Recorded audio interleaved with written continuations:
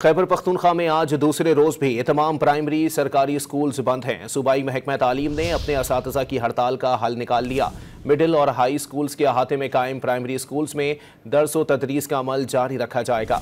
Primary school teachers की अदम मौजूदगी में मिडिल और हाई स्कूल अपना स्टाफ प्राइमरी स्कूल्स को देंगे। मजीद जानते हैं डॉन न्यूज़ के नुमाइंदे अब्दुल हकीम से। जी अब्दुल हकीम, मजीद बताइएगा।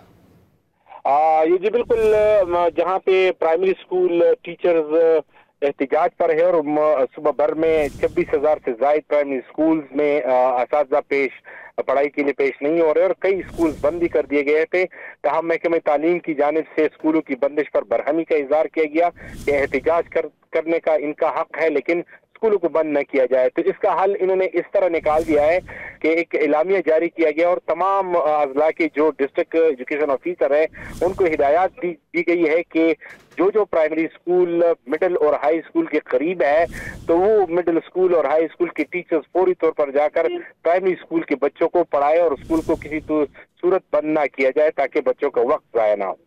बहुत शुक्रिया अब्दुल हकीम।